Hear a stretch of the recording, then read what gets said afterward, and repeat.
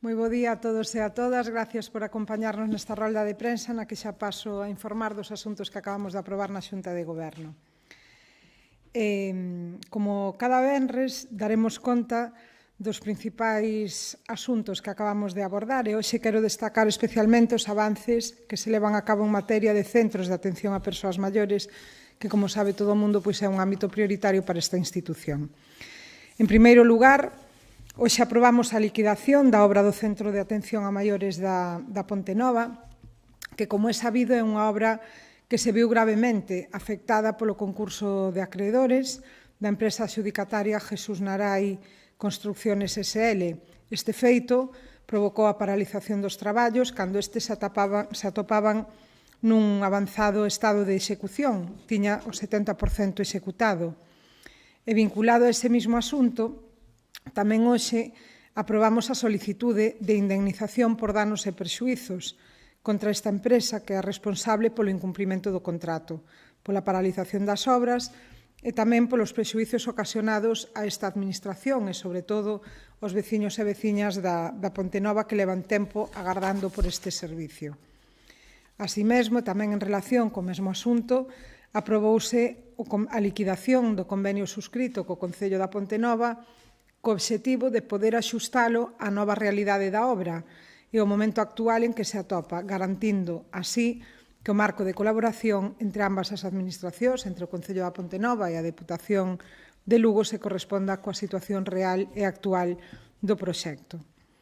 E chegamos así ao paso que considero que é o máis relevante, que é o encargo dos traballos necesarios para rematar ese centro de atención a persoas maiores da Ponte Nova a empresa pública Traxa, que, como se sabe tamén, é medio propio desta institución. A Deputación decidiu actuar con dilixencia e encargar a Traxa un estudo de prazos e custos para poder retomar e finalizar as obras coa maior brevidade posible. O que se deriva dese estudio resulta un custo total presupostado de 2.032.800,44 euros. Este importe contempla non só o remate integral da residencia, senón tamén as obras necesarias de reparación dos elementos que resultaron afectados pola paralización, así como todos os equipamentos e instalacións que fan falta para o seu correcto funcionamento. Chamadores de enfermeira paciente, paciente-enfermeira, ascensor de padiolas, as instalacións de ventilación, calefacción, auga quente sanitaria, etc. É importante explicar por que o custo se actualiza respecto ao proxecto orixinal. Este proxecto foi redactado no ano 2019. Fixéronse posteriormente modificados. En estes 7 anos que transcurriron, a suba de prezos do mercado foi moi considerable, cun IPC acumulado do 23,1%, segundo datos do Instituto Nacional de Estadística. Con este encargo, a Traxa, garantimos dúas cousas fundamentais. Por un lado, as obras remataránse nun prazo curto e, por outro, a súa execución vai a realizarse con todas as garantías técnicas e de calidade necesarias para que a Ponte Nova poida contar canto antes con este centro de atención a maiores plenamente operativo. Tamén quero destacar un novo paso que demos hoxe con respecto a outro centro de atención a maiores, que é o de Becerreá. Aprobamos a licitación do equipamento industrial da cociña colectiva e da adaptación completa da cociña do centro por un importe de case 460.000 euros cun prazo de execución previsto de 5 meses.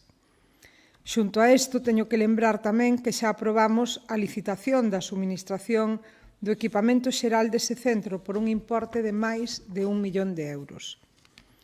Con estes pasos, a Deputación de Lugo segue avanzando con paso firme na posta en marcha do Centro de Atención a Maiores de Becerreá, dotando da súa cociña colectiva plenamente equipada e adaptada, así tamén como do equipamento xeral necesario para que poida prestar un servicio de calidade ás persoas da comarca en canto entre en funcionamento. Polo tanto, dous avances moi importantes. para o Concello da Pontenova e tamén para a comarca de Becerreá. E agora, cambiando de asunto, en o que ten que ver coa mobilidade, hoxe licitamos un novo proxecto, neste caso por máis de 250.000 euros, para mellorar a totalidade da estrada provincial LUP 6305 no Concello do Valadouro. Esta vía conecta a LUP 0101 á altura de Capela de Santa Filomena co Cadramón co remisor de Radiotelevisión Española desa mesma parroquia.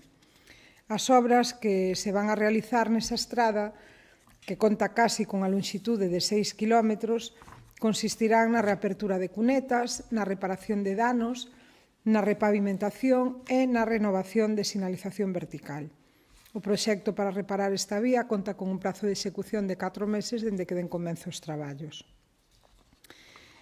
Continuando con cuestións que teñen que ver coa mellora da mobilidade na nosa provincia, na reunión desta mañá tamén adxudicamos obras de mellora por un importe conxunto que ascende a máis de 400.000 euros para acondicionar 8 vías da comarca da Mariña. En primeiro lugar, a empresa Desarrollo e Metas SL resultou adxudicataria por un importe de case 200.000 euros da execución das obras de reparación da LUP 5204 que vai dende Cedofeita a Rego Corto por Arante no Concello de Ribadeo. Actuarase nun treito de algo máis de 3 km, concretamente o que vai dende o quilómetro 3.600 ao 6.770 e con un prazo de execución de 4 meses. As obras van a levar a cabo a reapertura de cunetas, a limpeza de drenaxe, a pavimentación con aglomerado en quente e a sinalización horizontal da vía. Falábamos de que eran 8 e a segunda delas é a adxudicación ao VISA Pavimentos e Obras SLU por case 250.000 euros nun proxecto que inclúe varias actuacións en 7 estradas provinciais da costa de Foz que conectan núcleos costeiros, zonas residenciais e accesos a praias como Llas ou Área Longa. O obxectivo neste caso é reforzar a seguridade viaria e mellorar a mobilidade nunha das zonas con maior afluencia turística da comarca da Mariña. Concretamente, as obras ás que van a afectar son as seguintes vías: a LUP 2001, a 2002, a 2006, a 2007, a 2009, a 2011 e a 2013. En todos os casos, os traballos van a consistir na limpeza de cunetas, na pavimentación con aglomerado en quente e na sinalización horizontal. Ademais, o proxecto inclúe a ampliación da beira rúa na rúa Eduardo Pondal para mellorar a seguridade peonil na contorna do centro escolar de Foz. Trátase dunha actuación que vai a permitir mellorar unhas vías consideradas fundamentais para a mobilidade neste municipio mariñán, pero tamén para o conxunto da comarca, e melloran de xeito notable o acceso a zonas turísticas do litoral focense. E tamén cambiando de asunto e deixando a un lado que ten que ver coa mobilidade, hoxe aprobamos un acordo para chegar un total de 250.000 euros ao Concello da Fonsagrada nun convenio co que vamos a colaborar con varias actuacións que van dirixidas a reforzar a prestación dos servicios públicos e a mellora de calidade de vida dos veciños e veciñas do Concello da Fonsagrada. Falamos, por exemplo, da adquisición de materiais para o mantemento das vías e tamén dos equipamentos municipais fundamentais nun concello que conta cunha amplia rede de estradas, tamén con moita dispersión territorial e cun elevado número de núcleos de poboación.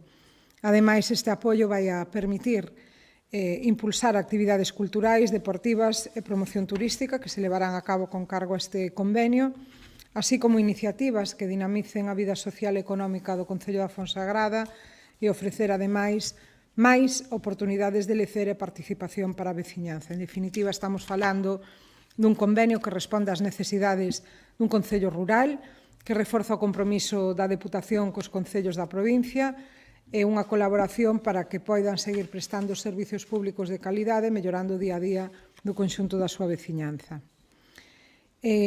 Rematando xa no que ten que ver coa área de medio ambiente, hoxe aprobamos a resolución provisional dunha das dúas liñas de axudas que se impulsa nas reservas da biosfera Terras do Miño e os Ancares lucenses, que está dotada con 190.000 euros.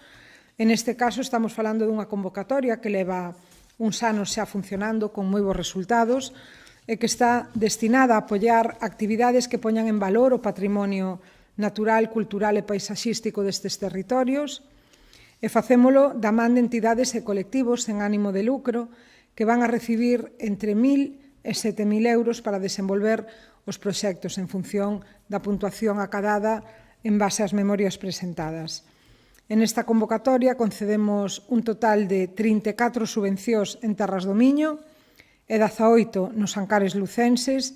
Entre as iniciativas apoiadas hai dende concertos na natureza, obradoiros de baile tradicional, rutas guiadas, obradoiros de cantería, entre outras moitas propostas e variadas que contribúen a dinamizar estes espazos, reservas da biosfera e a divulgar os valores propios deste territorio. Ademais, esta é unha liña de axudas que cada ano esperta un maior interese e iso témolo claro porque se reflexa no incremento de número de proxectos que se presentan e aumentamos as cuantías para poder subvencionar máis cada ano e pasamos de 31 a 34 nesta anualidade en Terras do Miño e de 16 a 18 no caso dos Ancares lucenses. Estas axudas forman parte dese compromiso claro que temos dende a Deputación de conservar e dinamizar socialmente o territorio, de desenvolvelo de xeito sostible e, sobre todo, tendo en conta o amplio porcentaxe de territorio que temos en reservas da biosfera. Nas vindeiras semanas, ademais, daremos conta xa da resolución da segunda liña de axudas que achegamos a estes territorios, que está destinada non a actividades, senón a investimentos, e que é unha convocatoria que puxemos en marcha o ano pasado para seguir reforzando o apoio aos axentes dinamizadores e que traballan nese territorio. Así que isto é todo o que fixemos e aprobamos na Xunta de Goberno. Non hai preguntas. Bueno, pois moitas gracias e boa fin de semana.